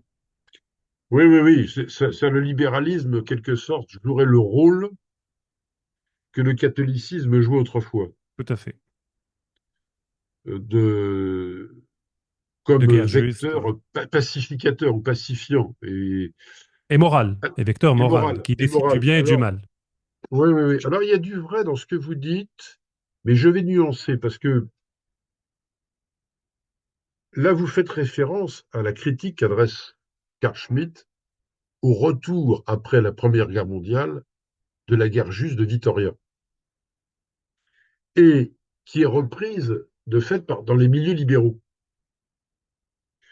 Mais en fait, les libéraux l'ont reprise, il y a un peu un détournement de sens. Et il lui donne une signification qui est donc je comprends que Schmitt l'ait critiqué, parce qu'elle peut justifier en effet, bah, c'est ce qu'on appelle aujourd'hui le camp du bien et le camp du mal, quoi. Donc nous, notre guerre est juste, la justa causa, notre guerre est juste, deuxième critère de la guerre juste, et donc on est irréprochable. Et donc ça peut justifier une certaine forme de guerre totale au nom puisque notre guerre est juste. Mais ça, c'est une reprise, c'est une récupération libérale. Et Schmitt s'y est laissé enfermer. Euh, alors qu'en réalité, la guerre juste, c'est un principe de guerre défensive. En fait, la guerre, une guerre d'agression est une guerre injuste, et une guerre défensive est une guerre possiblement juste. Point final. Mais in fine, c'est pas la guerre totale. Au contraire, il faut retrouver le chemin de la paix, la réconciliation. Et donc, mon ennemi d'aujourd'hui, c'est mon frère aussi en humanité. Aussi idéaliste cela puisse-t-il paraître, c'est quand même, on appartient à la même humanité, donc euh, c'est l'anti-guerre totale en réalité. Si les Russes et les Ukrainiens s'opposent, il n'empêche qu'en discours chrétien, ils ne peuvent pas nier le fait qu'ils appartiennent à une commune humanité. Alors, Mais là, Carl cela Schmitt, étant, il établit quand même une distinction entre l'ami et l'ennemi personnel, que je dois hmm, aimer en tant que mon prochain, et entre oui, l'ami et l'ennemi politique que je peux détruire éventuellement, tout en l'aimant personnellement. C'est comme disait un tsar, Boris Godunov, il disait je pardonne en tant qu'être humain, mais je ne peux pas pardonner en tant que tsar. oui, ça c'est possible, oui. Mais alors, oui, je comprends, c'est un dilemme. Alors, mais cela dit, non, d'accord, mais ce que je veux dire, c'est que euh, attention à cet usage de la guerre juste, mais autant par les libéraux que la critique en a fait Schmitt. C'est un peu un sac de nœuds, je dirais. C'est complexe. Alors, cela étant dit, ce qui m'intéresse dans ce que vous dites, c'est le côté euh, catholicisme. Et on a parlé, dans toute la première partie, on a parlé d'une philosophie politique qui a une énergie, je dirais, qui a développé quelque chose euh, qui n'a rien de mou. Au contraire, il y a une force quoi, dans cette pensée. Et là, soudainement, on aura un catholicisme qui est devenu, que je qualifierais en gros d'humanitaire. C'est ce que je dis dans le deuxième chapitre de mon livre, le christianisme, petit dossier de citoyen. Et on oscille en fait entre l'identitaire et l'humanitaire. En fait. Forme Et donc, d'ONG. Voilà, exactement, ONG. Donc, bon.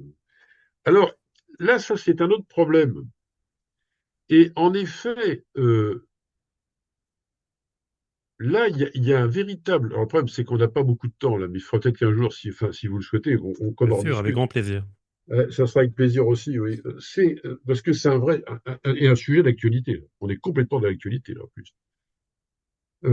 Parce que je pense au cas de la guerre russo-ukrainienne et à ce qu'a dit aux déclarations récentes du pape.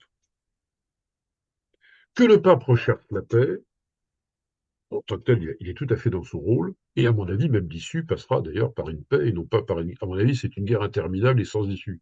Donc, sur le fond, il a raison. Sur le fond, il a totalement raison. Tout le problème du pape, c'est que justement, c'est pas la guerre juste qui est le problème. Le problème, c'est qu'il y a renoncé. Quand vous lisez sa dernière encyclique, il dit la guerre juste, il n'y a pas de guerre juste. Mais du même coup, il renvoie la guerre hors champ de l'éthique. Donc ça peut être une guerre de sauvages. Donc c'est ce que Augustin appelait du brigandage. Et c'est une grave erreur parce que, et ça a une conséquence dans la crédibilité de ses propos lorsqu'il recherche la paix, c'est que les Ukrainiens lui ont dit le drapeau est blanc et jaune, il n'est pas blanc. Il est jaune et bleu, pardon, mais il n'est pas blanc. Ah, Schmitt aurait dit, là, oui, il y a une esthétique, il y a une forme, il y a une esthétique de la forme, comme dans le catholicisme romain. Il dit, ah oui, Mhm. la couleur de notre drapeau est jaune et bleu, il n'est pas blanc. Donc, très Saint-Père, c'est bien, c'est gentil, mais ça va pas. On le suspecte même d'être pro-russe. Mhm. Euh, du coup, il se retrouve embarqué dans une affaire qui n'est même pas la sienne. Il est débordé. Alors, et là, on voit bien, et c'est l'erreur. Alors que, donc, il y a une, il y a une. Et là, on est devant une véritable question théologico-politique. Et qu'on a vu d'ailleurs dans le sens opposé, Macron déclarer je vais envoyer des troupes au sol, et là, vous avez un va-t-en guerre, carrément. Ce qui est extrêmement dangereux. À mon avis, hein, je pense que c'est extrêmement dangereux parce que à terme, c'est explosif. Parce qu'on a vu d'ailleurs, moi j'ai lu les déclarations du vice-président de la Douma, Tolstoï, et qui parle français. Il dit, alors, c'est une guerre des mots. Il dit, Oui, bien bah, sûr. on est en train de réfléchir pour savoir si on ne va pas envoyer des bombes sur Paris, quoi. Ça donne ça. Donc c'est très dangereux. Et donc, en fait, on a d'un côté un État démocratique libéral qui peut être capable de tenir un discours extrêmement va très belliciste, et de l'autre une papauté pacifiste. C'est-à-dire que ce que j'appelle la dialectique guerre-paix a complètement explosé ou implosé. Et ça, c'est redoutable parce que je pense qu'il y a une dialectique entre les deux.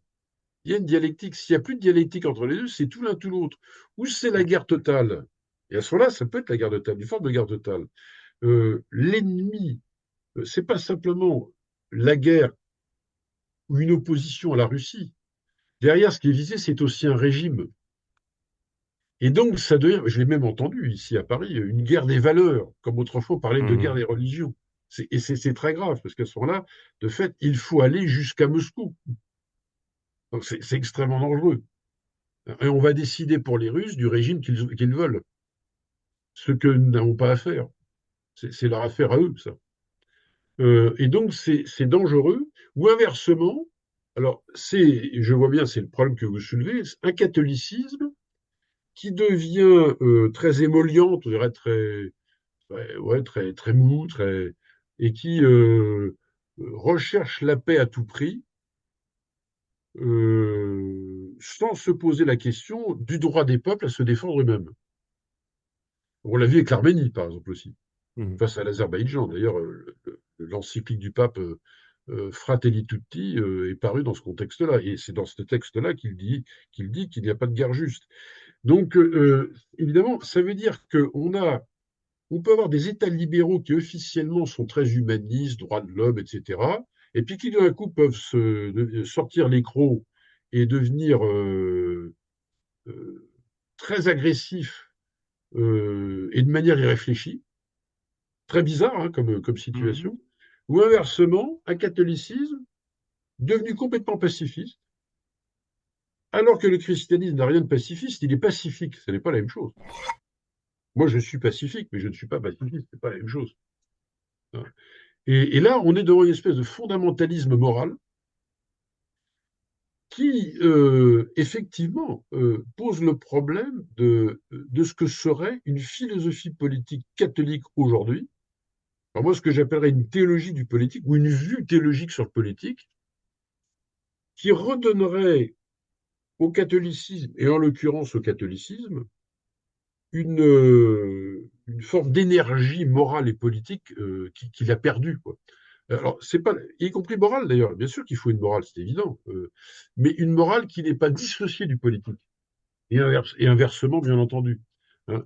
Et c'est ça qui fait cruellement défaut de nos jours, c'est un christianisme qui serait capable de réarticuler les deux, et donc de se réinventer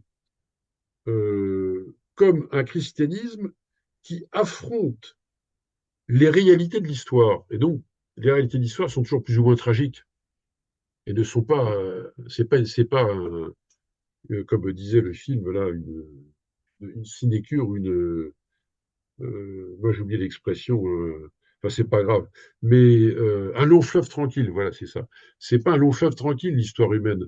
Donc, il faut, si le christianisme n'affronte plus l'histoire humaine dans sa dimension tragique, il perd effectivement de sa vitalité. Il a renoncé à la dimension tragique, il ne l'aborde plus. Et à ce moment-là, il devient effectivement purement humanitaire et on est gentil avec tout le monde, quoi. Et ça débouche sur des contradictions. C'est qu'en réalité, on ne peut pas être gentil avec tout le monde. Mhm. La preuve, c'est que le pape lui-même, quand il est suspecté d'être pro-russe, quand il essaye de trouver un moyen terme, ben, il est pris à partie dans les clivages des États. Donc, autrement dit, il faudrait que l'Église soit une institution qui soit capable de retrouver une forme de politicité qu'elle a, en réalité, elle l'a, elle ne l'a pas perdue, mais qu'elle la mette en pratique, mais qui est d'un autre type que la politicité des États. Autrement dit, ce qui se passait au Moyen-Âge, ce dont on a parlé tout à l'heure, c'est durablement au Moyen-Âge, puis pendant la période des réformes, où l'Église avait cette capacité de politicité, sans se confondre avec celle des États. Alors, quitte à avoir des conflits avec eux, ça c'est inévitable d'ailleurs, mais elle avait sa politicité qu'elle mettait en action. Bien, c'est exactement ça qu'il faudrait retrouver à l'échelle des défis du temps qui sont les nôtres, comme Bellarmin a tenté de répondre aux défis du XVIe siècle ou des débuts du XVIIe, qui n'étaient pas les défis du XIIIe siècle. Mais faut-il Eh bien, déjà la retrouver en amont au niveau métaphysique, déjà, avant de espérer la retrouver au niveau politique? Dans le sens où, durant toute l'histoire du Moyen Âge, jusqu'à même très récemment, l'Église catholique s'est revendiquée comme étant la seule et unique vraie foi. Ce mmh, que les orthodoxes revendiquent, ce que les musulmans revendiquent, donc chaque religion porteuse encore d'un vitalisme, considère qu'elle est l'unique voie pour le salut des âmes. Et de fait, il y mmh. a un enfer, il y a un paradis, il y a des hérétiques, il y a des croyants. Or, aujourd'hui, dans le discours, alors peut-être pas dans les écrits et dans les textes, mais dans le discours, des mots tels que enfer, tels que hérétique, tels que vérité et foi authentique ont totalement été évacués du discours religieux catholique, officiel en tout cas. Donc, n'est-ce pas Vérité, je là dirais. la racine du problème? Oui, alors la question, je comprends ce que veut dire. Ça, c'est un grand sujet. Elle Parce est que en amont du les politique. libéraux revendiquent le vrai. Ils se revendiquent comme étant la vraie foi, le libéralisme, la démocratie, les droits de l'homme, et tout le reste n'est que mensonge, n'est que barbarie. Eux, Oui, ils non, n'ont... je comprends. Je veux dire que le statut de la vérité s'est déplacé du même coup. Tout à fait. Et Et que l'Église ne le revendique même plus. Enfin, une forme d'ultra-tolérance qui finit par diluer même cette alors, je ne dirais légitimité. pas qu'elle revendique plus le statut de vérité. En tout cas, c'est pas vrai dans les textes. C'est pas vrai dans les textes. Mais effectivement, mais évidemment, je comprends. Encore une fois, il y a les textes et il y a la pratique. Alors, c'est un sujet extrêmement difficile. C'est à la fois oser affirmer sa propre vérité, c'est ce qu'est la vérité de la foi, sans qu'elle soit exclusive de l'autre. Par exemple, si on fait ça, bon, on va aller en guerre, on va entrer en guerre avec les orthodoxes. On n'y a aucun intérêt. Ils sont chrétiens comme nous. Alors, comme nous et pas comme nous. Comme nous et pas comme nous. Pas tout à fait, sinon on ne serait pas divisés. Donc, ils le sont comme nous et pas comme nous. Ok, ils sont plus proches que Alors, les protestants. oui, ah, bien sûr, bien sûr. Mais là, l'écuménisme, dans ce sens-là, a du bon. C'est un effort pour la vérité, l'écuménisme, c'est-à-dire, interroger l'ensemble sur la vérité. C'est ce que faisait Nicolas de Cus au XVe siècle, d'ailleurs. Alors, évidemment, pour autant, et là je vous rejoins, l'écuménisme, et c'est là l'ambiguïté, c'est pas la politique du sourire. L'écuménisme, c'est le courage de la vérité sur laquelle on discute ensemble. C'est pas la même chose. Et donc, il a cette approche-là, sa propre énergie. C'est pas le ventre mou du service minimum. Bon, allez, on va être gentil avec vous, on s'entend pour certains points, puis voilà, puis tout ira bien. Par exemple, si on n'est pas capable de dire aux musulmans, écoutez, on est en désaccord, alors là, c'est plus criant, parce que là, orthodoxe, catholique, même protestant, entre chrétiens, quand il s'agit d'élargir le cercle au L'islam ou judaïsme, judaïsme, oui. au judaïsme, et plus encore à l'islam, parce que le christianisme provient du judaïsme, donc il a des racines. Tandis que dans l'islam, là, avec l'islam, c'est plus compliqué. On n'a pas la même structure monothéiste. Alors effectivement, si le dialogue de la vérité consiste à toujours mettre sous le boisseau ce que l'on est et le dire franchement, en effet, ça devient complètement c'est mou, quoi. C'est une conception molle de la vérité. Et en réalité, ce qu'on ne sait pas faire, c'est faire profession de foi du caractère exclusif de nos vérités, sans pour autant que l'on exclue les personnes. Exclusif n'est pas excluant. C'est-à-dire, si vous êtes musulman, moi je suis chrétien, je ne me sens pas autorisé à vous exclure du champ du dialogue, ou alors il n'y a plus d'humanité possible, et réciproquement. Sinon, on ne serait pas en train de se parler. C'est un non-sens. On se situe là au plan des personnes. En revanche, parce que justement on ne s'exclut pas, on peut parler de nos vérités exclusives et dire pourquoi nous les professons comme ça. Et je pense, à mon avis, la bonne approche, c'est celle-là. Et qu'on a beaucoup de mal à faire. Alors pourquoi a-t-on beaucoup de mal à la faire? Je pense que c'est moins lié au texte du Concile qu'à une mentalité qui s'est diffusée dans les sociétés occidentales, qui est une mentalité humaniste, voire humanitaire, et qui devient en quelque sorte ou syncrétiste ou euh,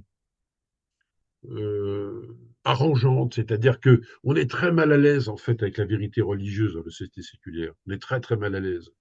On a très peur de dire de dire notre Mhm. vérité religieuse c'est celle-là. Et ça tient. C'est pas lié d'abord c'est pas lié à un concile. C'est lié à une mentalité diffuse et qui a pénétré dans les têtes des croyants eux-mêmes. Et peut-être également que c'est une tentative de garder le plus possible les croyants. Ouais, d'essayer au minimum, mais en fait, ça débouche sur pas grand-chose. Ça Ouais. débouche sur pas grand-chose, parce qu'en réalité, moi, j'observe une chose, c'est que plus on est arrangeant, moins on intéresse. Moins on a de fidèles. Et moins il y a le Et on voit côté le fidèle. En mystérieux, réalité, moins... oui, oui, absolument. Moi, je pense que en tout cas, à mon avis, dans la mentalité d'aujourd'hui, il y a plutôt un phénomène inverse qui est en train de se produire. C'est que, enfin, mettez sur la table ce que vous croyez, ce que vous pensez, et on va vous écouter. Plus vous noierez le poisson dans l'eau, moins on s'intéressera à vous. Vous voyez, et là, on est peut-être à un tournant historique de ce point de vue-là intéressant. C'est d'oser à nouveau dire les choses, ce que l'on est, mais en ne confondons pas les doctrines avec les personnes. C'est-à-dire que ça ne débouche pas sur l'abolition de la personne. Vous êtes une personne, je Mhm. suis une personne, on se reconnaît comme tel. C'est la condition même du dialogue. Mais on peut se dire, paradoxalement, c'est parce qu'on se reconnaît comme personne qu'on peut se dire les choses franchement. Et c'est ça, à mon avis, la clé. À mon avis, c'est la clé. Va-t-on y arriver? J'espère. Alors, il est vrai aussi que l'Occident d'aujourd'hui, et c'est là le défi de retrouver Alors, ça a des conséquences politiques, parce que votre question, c'est comment retrouver une philosophie catholique ou une philosophie politique catholique qui puisse redonner une structure, une colonne vertébrale, je dirais. Mhm. C'est le problème, à mon avis, de l'Occident d'aujourd'hui, encore une fois, qui est un Occident qui risque d'être marqué, en fait, par un profond nihilisme. d'espèce de nihilisme pratique, d'arrangement permanent. Euh, Prenons la question, je déplace la question du terrain religieux vers le terrain politique. Prenons, moi qui ai publié sur la nation. C'est devenu un mot épouvantable. Alors qu'en réalité, beaucoup de gens le souhaitent, en fait. Mais on le voit, on vient de le voir là en France. Beaucoup de Français ne demandent pas mieux. Mais la question, c'est que comment arriver à la pensée à nouveau frais dans une société et dans des sociétés occidentales qui se sont habituées à être de plus en plus des individus. Or, penser nation, c'est penser collectivité, c'est penser une communauté d'existence, c'est penser une communauté de sens, c'est penser, vous voyez, et je dirais même que la nation elle-même a une dimension métaphysique dans ce sens-là, parce que elle nous relie les uns les autres à quelque chose de commun. Et c'est le grand bazar. Grand bazar, parce on est incapable d'arriver à penser la question de manière qui n'a aucun rapport avec le fait d'être raciste ou xénophobe, etc., mais qui n'est pas non plus du ventre mou permanent. Comment, vous voyez, une question comme la nation, à mon avis, c'est la vérification politique du problème que vous soulevez au niveau de la question de la vérité. C'est pas le même niveau, mais au fond, c'est le même problème, parce que le point commun qui est entre vérité et nation, c'est quand même se reconnaître dans des données collectives. S'il y a une vérité, elle est commune. Elle va forcément être partagée.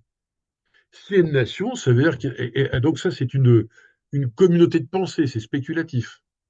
Et s'il y a une nation, ça veut dire qu'il y a une communauté, cette fois-ci, pratique. On n'est plus dans le spéculatif, on est dans le pratique. Il y a quelque chose qui nous réunit concrètement. Et ça, c'est à mon avis, le gros problème de l'Occident d'aujourd'hui, et qui d'ailleurs conduit, à mon sens, à peut-être même à une dissolution du libéralisme classique. Car le libéralisme lui-même se retourne contre lui-même, en fait. Alors, dernière question, par rapport à cette question de retrouver une colonne vertébrale. Alors, si on prend en compte le fait qu'il y a toute une pensée conformiste, du politiquement correct, à laquelle on peut ajouter le wokisme, etc., Oui, si on oui. part du principe que c'est diffusé au sein d'une grande partie du clergé, peut-on dire que l'unique moyen de retrouver cette verticalité, ça passera obligatoirement par une forme de schisme au sein même de l'Église catholique, par une forme de rupture d'une partie des fidèles qui décideront de refonder une forme d'Église catholique plus authentique, sachant que le centre de gravité de l'Église catholique est en train de se déplacer de plus en plus vers l'Afrique, vers l'Amérique latine, pour des raisons démographiques évidentes, et sachant que sur ces continents-là, disons que les populations sont beaucoup moins sensibles aux questions du wokisme et du LGBTisme. Et qu'à un Bien certain moment, sûr. à certains moments, il y aura une forme de distance cognitive tellement importante que la Mm. rupture sera le seul moyen. C'est possible, c'est possible. Hein. C'est parce que l'Église est traversée par des tensions entre l'évolution du monde occidental et puis les sociétés africaines. En Amérique latine, ça bouge, hein. Même un peu en Asie d'ailleurs. On le voit bien. Mais en Afrique, ça résiste plus. Alors, mais on sent bien qu'il y a des tensions nord-sud, en gros, très schématiquement. Mhm. Ou voire est-ouest, mais est-ouest, c'est plus complexe quand même. Oui, oui, oui, c'est sûr. Par exemple, les églises anglicanes sont quasiment au bord du schisme. Parce que comme il n'y a pas de structure d'unité forte, c'est très clair. Dans le catholicisme, on n'en est pas là, mais il y a de fortes tensions. Il y a de fortes tensions, en effet. C'est-à-dire que il va falloir tenir compte des.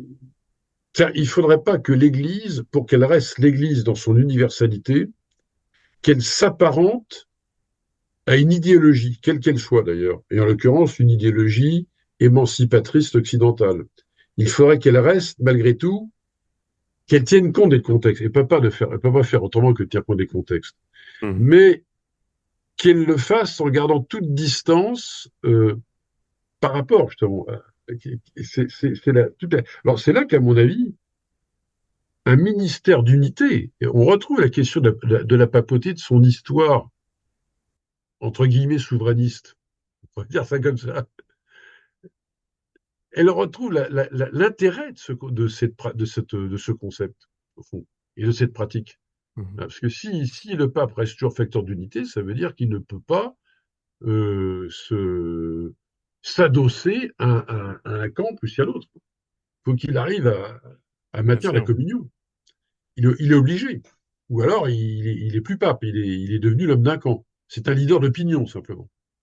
Après, D'ailleurs, la communion et l'union et l'unité entre catholiques, je veux dire. Cette unité n'oblige pas le pape à établir des compromis avec des non-catholiques pour maintenir une union qui dépasse ses prérogatives, c'est-à-dire celle de hum, l'Ecclésia, de la communauté chrétienne. Aujourd'hui, quand on parle de l'Occident, la composante chrétienne croyante, je ne parle même pas pratiquante, mais juste croyante, quand même minoritaire au sein de l'Europe occidentale. hum, Donc hum. il n'est pas obligé de concilier, d'intégrer dans cette logique de conciliation des athées, des protestants, des ultralibéraux, des laïcards.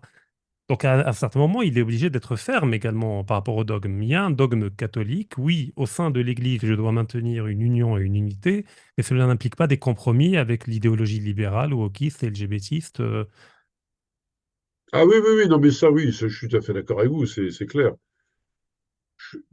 Qu'il y ait dans l'Église, alors le pape actuel, on verra bien le suivant, et le précédent, certainement pas. Alors ça tient aussi à la personnalité des papes, hein. Mhm. Ça, on n'évite pas. Mais je dirais que ce que vous voyez là, c'est plus vrai dans une sensibilité d'Église qu'à l'échelle même de l'autorité universelle du pape, de la papauté. Je pense que de fait, il y a une sensibilité dans l'Église, il y a un courant qui pourrait se laisser gagner par ce que j'appelle un catholicisme humanitaire ou un catholicisme, comment dire ça, purement émancipateur de l'individu, qui pense que s'il fait alliance avec ce courant, il sera bien vu. Oui, C'est un courant qui existe. Je suis pas sûr qu'il soit celui, c'est peut-être celui qui fait un peu de bruit, et encore. Parce que quand on voit, il y a une chose qui me frappe, en tout cas en France, l'électorat catholique s'est énormément déplacé vers la droite, de plus en plus, y compris jusqu'au Rassemblement national, hein. Toutes les enquêtes d'opinion le montrent, hein. Ce qu'on appelle le catholicisme de gauche représente très peu de choses, très peu de choses.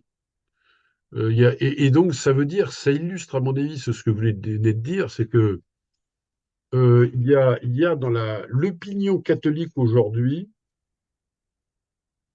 un sentiment que vous venez d'exprimer vous-même, que on a trop lâché et il faut donc revenir à nos fondamentaux. Non pas pour devenir sectaire, c'est pas ça, mais peut-être que certains sont comme ça, il y en a d'ailleurs, mais la majorité des catholiques, pas du tout, je dirais, mais retrouver nos fondamentaux plutôt que de se laisser en permanence absorber par l'air du temps, quoi. mhm. Ça, je crois que là, il y a cette tendance-là actuelle qui est assez nette. D'ailleurs, on le voit avec une forme, pas d'intégrisme, mais de ce qu'on appelle les cathotradis. Oui, C'est des vacantistes. Donc, il y a une pluralité de mouvements qui sont en train de reconstituer une base au détriment de l'Église catholique qui perd de plus mmh. en plus de fidèles. Bernard Bourdin, alors il y a énormément d'aspects que j'aurais aimé aborder. Alors, j'espère sincèrement avoir un autre entretien avec vous pour... Je peux ajouter quelque chose avant Oui, de. oui, volontiers, C'est-à-dire oui. tout l'enjeu, juste en un mot, et ça pourrait faire l'objet de Oui. notre prochaine discussion, c'est comment faire à nouveau fraise civilisation. C'est la question. Et nation et vérité, nation, civilisation, c'est des mots repoussants. Et pourtant, c'est l'enjeu. Comment faire à Mhm. nouveau fraise civilisation dans notre monde? Mhm. Je vous écoute. Ben J'arrête là. voilà, sur ce questionnement plein d'optimisme, je vous remercie, Bernard Bourdin. Et j'espère vous revoir très prochainement pour un autre entretien. Et Merci. j'invite également les auditeurs à poser leurs questions en commentaire, parce que j'imagine que beaucoup ne découvrent cet aspect-là de la question, parce que beaucoup ont été formatés, alors soit par l'éducation nationale, soit par les médias, etc., et ont une image totalement déformée de l'histoire du christianisme catholique et du rôle structurant et fondamental qu'il a joué dans l'histoire de l'émergence des institutions, même modernes et contemporaines, et de concepts théologico-politiques qui sont devenus politiques par une dynamique de sécularisation, mais qui, à l'origine, sont catholiques. Donc, je remercie toutes les personnes qui nous ont suivis et vous donne rendez-vous très prochainement pour un nouvel entretien. Merci, à bientôt. Au Bientôt. revoir.